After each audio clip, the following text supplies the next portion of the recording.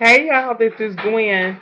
To be me is to be free. Can y'all look at the background and tell where I am? I am home. I'm home. I got discharged this morning. I am so grateful and thankful to be able to be at home and just be in my own place, my own environment.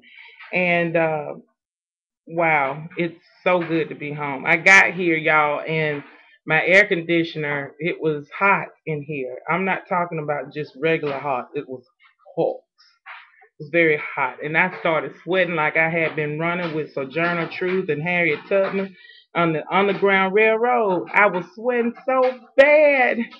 And I had to call my dad. You know, I'm a daddy's girl still. I'm 40 years old and still a daddy's girl. I called him and he knew of someone that could come and look at my air conditioning unit. And I'm thinking, how much is this going to cost? How much is this going to cost? And so I was asking him, I'm the quizzer. I'm so like, okay, so if you think it's that, how much will it cost? And he said, I'm not sure. And I'm like, my pocketbook sure, you know. However, he looked at the situation and did his diagnosis and under $40. Can I tell you? Under $40. God is so awesome. He is awesome. So hopefully this place can get cool in here and I can relax.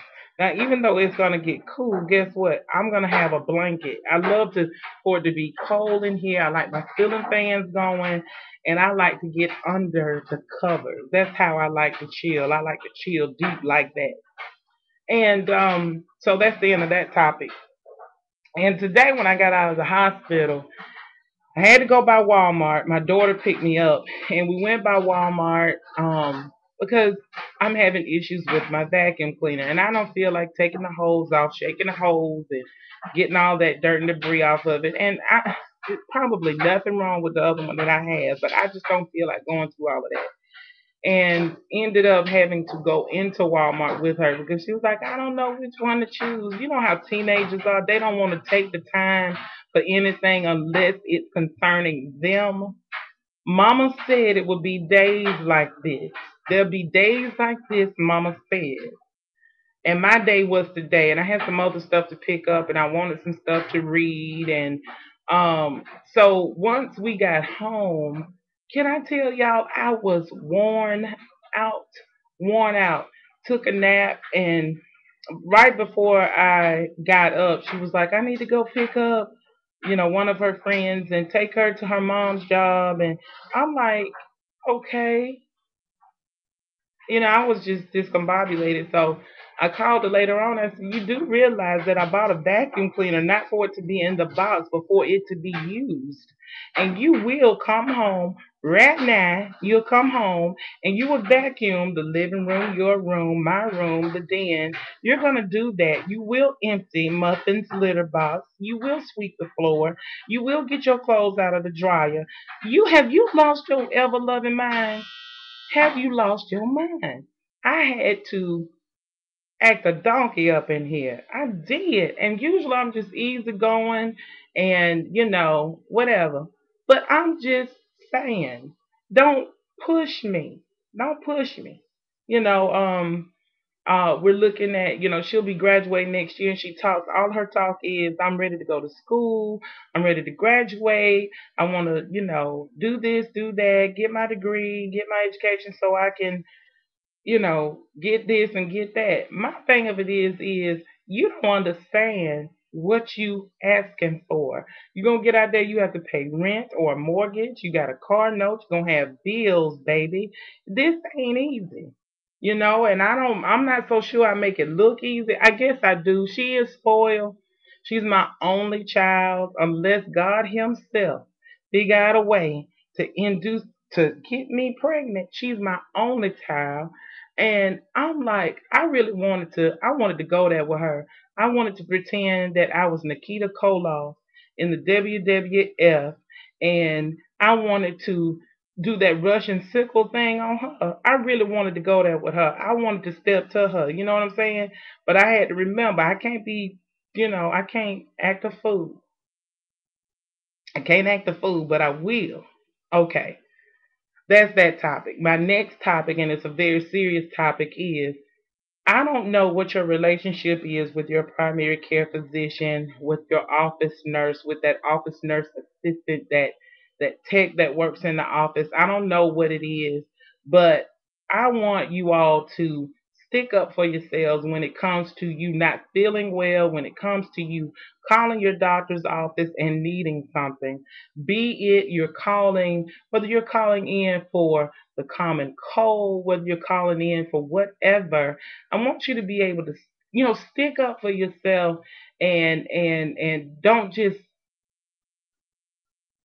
take the physician's office not calling you back until the end of the day or 2 days later. And also keep in mind that if it is an emergency, you belong in the emergency room. If it's not an emergency, that's for your doctor's office. But I don't like calling my doctor's office and not getting a return call back. If I call you at 8 o'clock in the morning, why are you calling me back at 4? I don't quite get it. And this is my dad calling back. So I'm gonna do another video about this, but y'all keep that in mind. I'm just gonna talk on the phone. Hold on. Hello? Yes, he figured out what it is, and he said it's just a blessing. It's not gonna cost. He said $23. I said 23.